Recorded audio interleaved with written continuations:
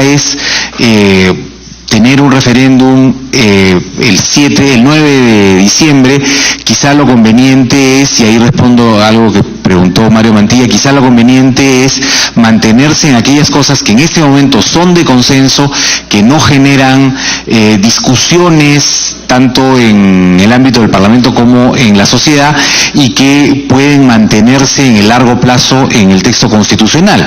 Por ejemplo, el hecho de que tenemos un Parlamento bicameral, las atribuciones principales de cada Cámara, etcétera, etcétera, dejando aquellos aspectos complejos como el sistema electoral para la ley, ¿no? Sobre todo pienso en el tema de las circunscripciones, que es lo más difícil de diseñar, pero también probablemente el número, por lo menos de diputados, se podría dejar para la ley. Entonces, una posibilidad que podría generar consenso, y subrayo que la palabra consenso me parece indispensable porque estamos hablando de cambios de largo plazo en el nivel constitucional. Si es que generara consenso, por ejemplo, la posibilidad de tener un número fijo para el Senado y un número variable en diputados, es una opción. Otra opción es dejar todo a la ley si eso generara también un consenso mayor.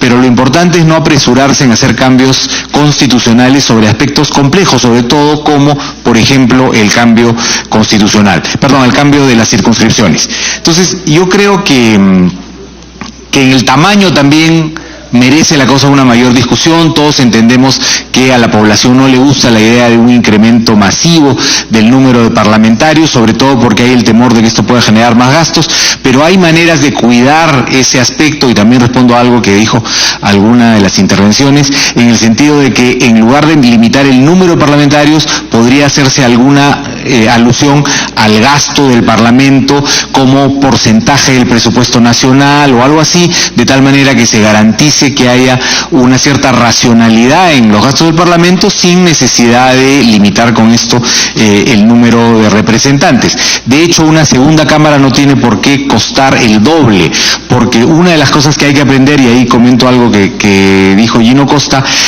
una de las cosas que se debería hacer es el poder tener una administración parlamentaria integrada, ¿no? No hay necesidad de tener dos jefes de prensa, dos equipos de recursos humanos o lo que fuera. Todo eso debería ser un solo ámbito de administración, y simplemente contar con dos cámaras sin tener que repetir todo el staff, digamos, permanente del Congreso para cada una de ellas.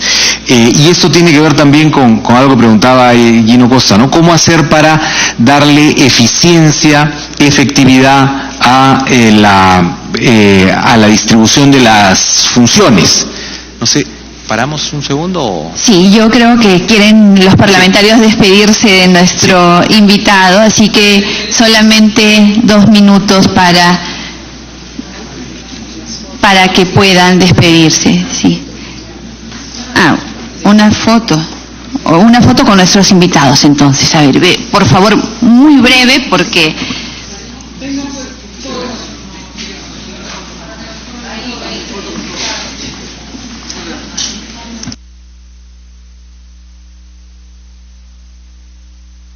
Tomar una fotografía con los constitucionalistas, quienes vienen dando sus aportes a la Comisión de Constitución y Reglamento, que sesiona, como hemos visto, bajo la presidencia de la congresista Rosa María Bartra, quien está recibiendo las opiniones de los especialistas en el tema de la bicameralidad. Enrique Bernales, ex senador y profesor universitario, Percy Medina, de Idea Internacional, y también se ha sumado Fernando Tuesta Soldevilla a estas opiniones que viene brindando en la Comisión de Constitución. Se va a retomar en estos momentos entonces las exposiciones. Bueno, retomando entonces el comentario, decía que las precisiones podrían dejarse efectivamente para la ley con el criterio de que lo que se recoja en la reforma constitucional sean cosas de amplio consenso político y social. Un comentario también en relación con esto tiene que ver con las otras reformas asociadas con este tema de la bicameralidad, y creo que es muy importante decir que efectivamente sin organizaciones políticas consistentes es muy difícil tener un parlamento consistente y efectivo, ¿no? Entonces, estas reformas tienen que estar vinculadas, por supuesto, con la legislación sobre partidos políticos, y eso tiene que ver con regulación de la institucionalidad partidaria, ¿no? Cómo entran las organizaciones políticas al sistema. En este momento tenemos reglas muy exigentes de entrada al sistema con un número de firmas realmente exorbitante, ¿no? Y reglas de salida del sistema más o menos laxas. Entonces, ¿cómo hacemos para garantizar que los partidos que están en el registro de partidos sean partidos efectivos, partidos que de verdad son organizaciones políticas y no simplemente membretes? Entonces, tal vez hay que volver a pensar en los requisitos de entrada, quizá bajando las firmas o incluso eliminando las firmas, para dar requisitos fuertes de consistencia en el mecanismo de registro partidario, y también flexibilizar el mecanismo de salida para evitar que se mantengan con registro organizaciones que ya no representan la dinámica política nacional, ¿no? Entonces, eso creo que habría que pensarlo en materia de institucionalidad partidaria. En materia de democracia interna, sin duda, hay que hacer una revisión para garantizar que las listas se compongan a partir de la voluntad de los afiliados, que haya mecanismos que garanticen certeza en ese tipo de procesos, y sin duda el tema del financiamiento, que también es un tema fundamental para garantizar transparencia de la política, para garantizar que la política no pueda ser comprada ni por poderes económicos, menos aún por poderes ilícitos, ¿no? Entonces, sin duda no se va a poder lograr un buen diseño del Congreso si es que no es en vinculación con otras normas que le van a dar soporte a la vida parlamentaria, ¿no? Particularmente las que tienen que ver con organizaciones políticas. En relación con cuotas, paridad, que ha sido un tema que se ha mencionado en varias intervenciones, lo que yo mencioné y lo repito es que la experiencia de varios países de América Latina ha permitido incrementar significativamente la participación de mujeres a partir de normas en el sistema electoral. Es el caso, por ejemplo, de Argentina, Bolivia, Ecuador, Costa Rica y México, ¿no? Que o en la ley o en la Constitución han establecido mecanismos que han permitido incrementar la participación de las mujeres, al punto de que, por ejemplo, hoy día en Bolivia el 53% de la representación en el Congreso son mujeres, ¿no? Entonces, son mecanismos efectivos que permiten incrementar la participación de mujeres, que por supuesto no son tampoco únicos ni mágicos, ¿no? Estos tienen que ir con mecanismos al interior de los partidos para garantizar una mayor participación de las mujeres en este tipo de procesos políticos internos. Olvidé mencionar en relación con el bicameralismo eficiente una pregunta también de Gino en relación con el 46% que yo había mencionado en mi exposición, ¿a qué se refería? Y es en realidad una fórmula que Tagapera y Shugart, en una publicación de hace mucho tiempo, establecieron como la fórmula ideal de tamaño de los congresos, pero eso es, digamos, una constatación de congresos que han funcionado bien y qué tamaño tienen, ¿no? Estableciendo que es la raíz cúbica de la población. No es que, nuevamente, esto no es una fórmula mágica, ¿no? Pero lo que ellos dijeron, y es algo que luego la literatura ha tomado, es que es un tamaño que se asocia con congresos efectivos donde se ha podido lograr una representación también efectiva. Pero obviamente eso no es una regla escrita en piedra, es simplemente un criterio o una constatación de cómo en algunos sistemas ha funcionado un número razonable de parlamentarios para garantizar un tipo de representación. Y finalmente mencionaría que si es que el Congreso logra identificar aquellos aspectos que deben dar lugar a una regulación posterior eso también puede ayudar a los consensos en este momento, porque eso significaría que no necesariamente todo tiene que estar en el texto constitucional ahora, ¿no?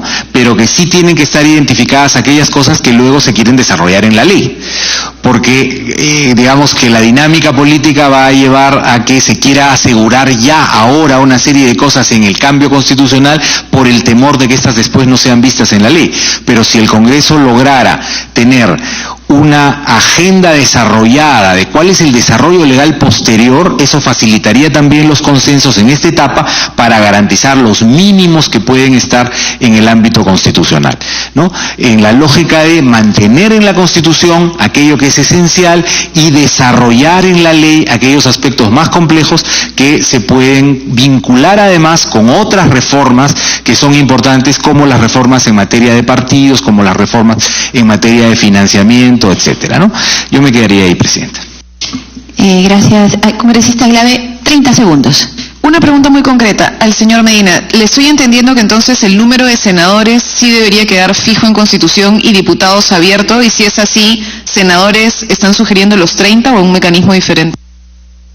Yo no me atrevería a hacer sugerencias a los representantes elegidos, pero podría mencionar que, como presenté en mi exposición, algo que ha ocurrido en muchas constituciones en el Perú en el pasado es que se ha fijado el número de senadores y más bien el número de diputados se ha dejado como una fórmula abierta, más bien dependiente del tamaño de la población. Ese podría ser un criterio a considerar por ustedes los legisladores y que podría llevar a un consenso. Eso porque me parece que llegar a un consenso sobre número en este momento puede ser dificultoso. Si lo consiguieran y está todos de acuerdo, en fin, y encuentran la fórmula mágica, bienvenida la opción, ¿no? Pero me parece que va a ser difícil. Y como va a ser difícil, probablemente la salida política frente a esto puede ser el dejar esto a la ley para poder avanzar en lo fundamental. ¿Qué es lo fundamental? Determinar que hay 2 cámaras, que cada cámara tiene tales funciones, que se relacionan de esta manera, etcétera, etcétera, ¿no?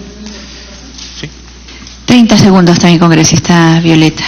En todo caso, no nos ha respondido por el número de senadores. Hago la interrupción muy puntual. Yo lo que quiero saber es si en el derecho comparado, en materia constitucional, existen los candados para los parlamentos en relación al presupuesto de la República. El presupuesto de la República, en el caso del Perú, toma más o menos el 0.42% del presupuesto general de la República. La resistencia ciudadana al número de parlamentarios no está por el lado de cuántos parlamentarios tiene el Congreso, sino por el lado del gasto que puede suponer sobre el presupuesto. Si pudiéramos superar ese impedimento, no estaríamos por otro lado venciendo la eventualidad de estas indefiniciones de números sobre cuántos representantes podríamos tener. Sí, efectivamente. Coincido plenamente con que la principal preocupación es el que no vaya a haber un gasto desbocado, desmedido, ¿no? Y el temor de que el ampliar el número de parlamentarios suponga, por ejemplo, doblar el presupuesto del Congreso. Y por eso yo mencioné que de ninguna manera un incremento del número de parlamentarios tendría que suponer el doblar el número o incrementar significativamente el presupuesto del Congreso, porque efectivamente hay una serie de cosas que se pueden mantener como una sola entidad o unidad para ambas cámaras. Por ejemplo, un departamento de recursos humanos, de prensa, de organización de administración general, etcétera, etcétera, ¿no? Entonces, efectivamente, una fórmula podría ser el limitar por el lado del presupuesto, ya sea en la ley o en la Constitución, garantizando que no va a haber un incremento desbocado, y eso podría incrementar la confianza en que el número de parlamentarios no va a ser un problema, ¿no? Y en cuanto al número de senadores, sí, efectivamente una posibilidad podría ser establecer un número de senadores y dejar el número de diputados a la ley, o dejar todo a la ley también, esa es otra opción. Me parece que 30 es un número bastante reducido, pero se puede hacer entre 30 y 50 ya un modelo con cierta proporcionalidad. Cuando uno hace, pone estos modelos a prueba con números concretos, y dependiendo del tamaño de las circunscripciones, ya se podría tener un Senado proporcional a partir de 30, 30, dependiendo de cuántas circunscripciones se crean. Si se van a hacer 24 circunscripciones para el Senado, evidentemente con 30 es muy difícil. Es muy difícil. Pero si se hicieran, por ejemplo, un Senado con unas 5 circunscripciones, con 6 circunscripciones, agrupando macrorregiones, en fin, eso ya puede dar una cierta proporcionalidad. Porque con circunscripciones de 6 ya se puede tener una cierta proporcionalidad que evidentemente no se puede tener con circunscripciones de 1, ¿no? Gracias, doctor Medina. Doctor Toesta, bienvenido. Este Parlamento y esta comisión le da la bienvenida. Estamos seguros que su aporte va a enriquecer el dictamen, que va a ser muy, muy pronto puesto a debate. Muchas gracias, Presidenta. Por su intermedio, un saludo a los congresistas.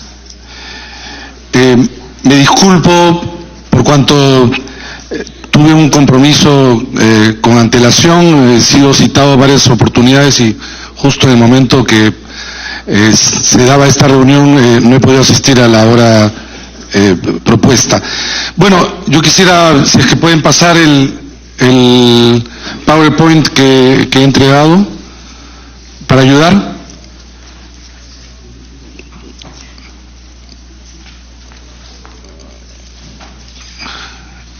¿Es posible la...? ¿Sí? No, yo le he mandado temprano.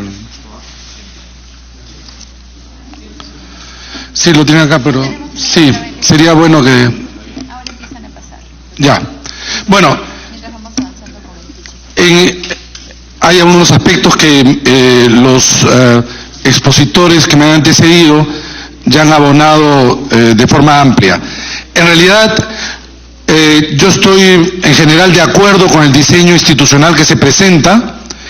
Creo que este sistema bicameral asimétrico es lo adecuado.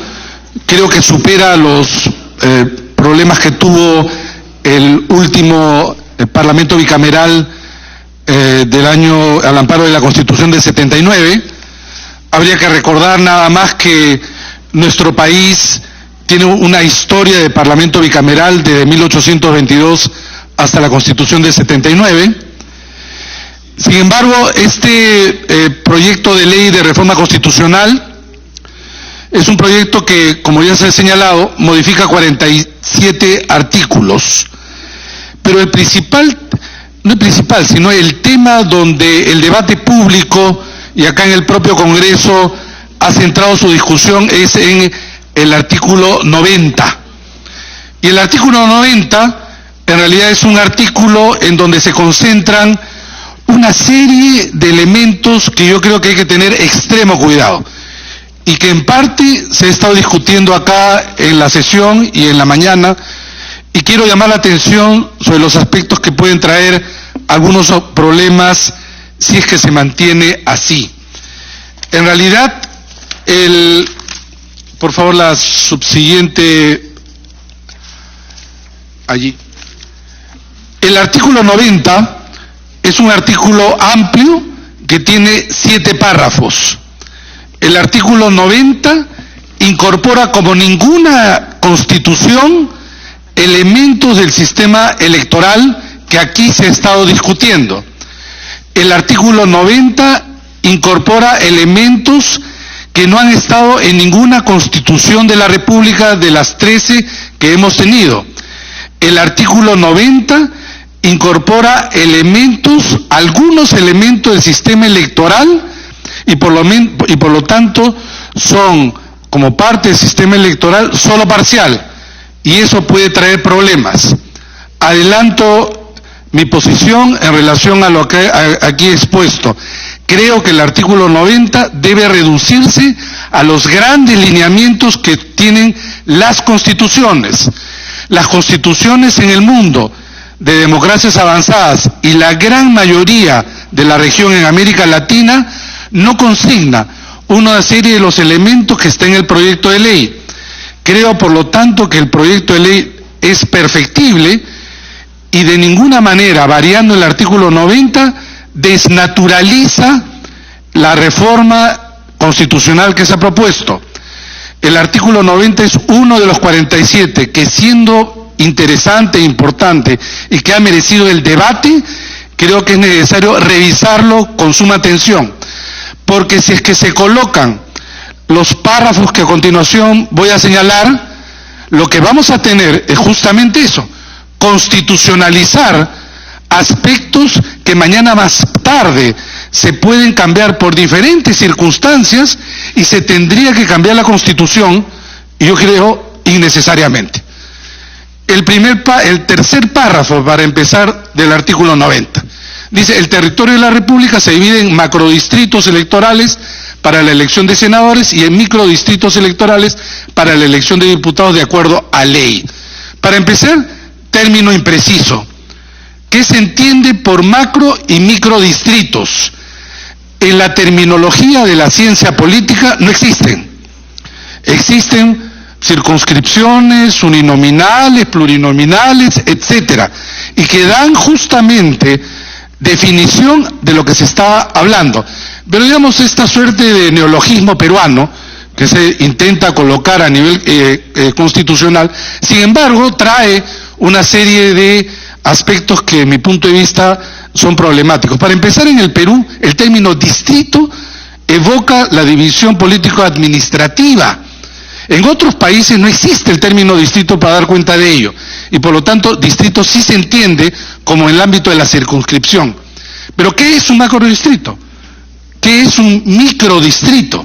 Entonces, claro, habría que darle contenido, pero siendo así, ya es una imprecisión que, de mi punto de vista, no debe estar en la Constitución, para empezar. Por favor, la siguiente lámina. El párrafo cuarto es el que ha merecido dentro de esto también una discusión. La Cámara de Senadores está compuesta por 30 senadores. Para ser elegido senador se requiere ser peruano de nacimiento, haber cumplido 35 años, gozar de derecho de sufragio y contar con 10 años de experiencia laboral o haber sido elegido diputado. Para empezar, allí donde hay Senado, solo a diferencia de Colombia, en la región, los senados representan la unidad de división política subnacional inmediata. Vale decir, Estados Unidos divide su Senado en términos de representación en estados, Argentina en provincias, Bolivia en departamentos y así sucesivamente. ¿Por qué?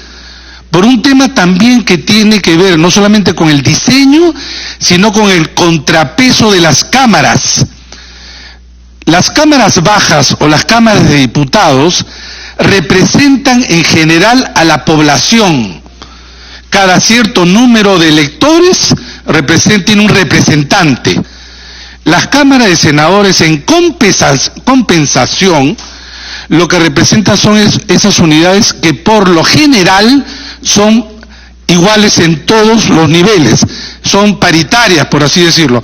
Por ejemplo, en Estados Unidos, California tiene un número de representantes altísimo porque tiene una altísima población, pero Hawái o Alaska, que son pequeños en población electoral, tienen, por cierto, apenas un número reducido de representantes. Pero en el Senado, todos los estados tienen 2 representantes.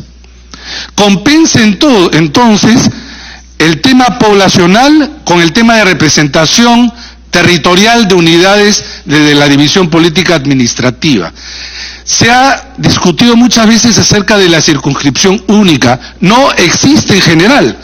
El único país que existe en la región es Colombia. Y en Colombia se discute hace tiempo volver a dividir el Senado en las circunscripciones que corresponda.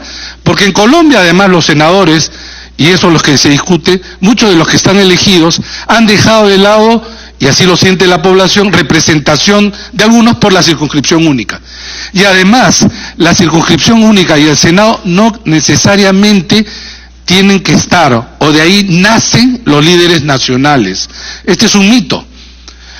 La primera ministra de Alemania, Merkel, nace de una circunscripción uninominal, de un solo escaño, y es no solamente una de las lideresas, en general canciller de la República Federal de Alemania, y así uno puede ver Los jefes de gobierno en los sistemas parlamentarios nacen de circunscripciones pequeñas, de ninguna manera de circunscripciones totales del Parlamento o del Senado, ahí donde corresponda. Entonces, en este caso, lo que hay que pensar es que el término de ese párrafo no debe ir en la Constitución. En segundo lugar, no se puede exigir experiencia laboral, para empezar, en un país donde el porcentaje altísimo es informal, pero sobre todo porque las constituciones, el derecho a sufragio y la extensión del derecho a sufragio a nivel internacional, lo que ha hecho es limitar al mínimo, porque se trata de representación política, y generalmente es edad y estar inscrito, digamos, en el registro y no tener impedimento, nada más. El borrador del proyecto incluso señalaba que el requisito era haber terminado estudios superiores. Lo han cambiado por experiencia laboral. Creo que acá hay un error que se debe de subsanar. Se va en contra incluso de los derechos fundamentales ya adquiridos. Si una persona, y así lo eligen, es porque por su liderazgo en la región, en la zona donde corresponde, pues así lo señalan los electores, y no en términos de ahí aparecen 10 años de experiencia laboral. De verdad, la gran mayoría de constituciones establece ese mínimo. Por favor, la siguiente lámina. ¿Sí?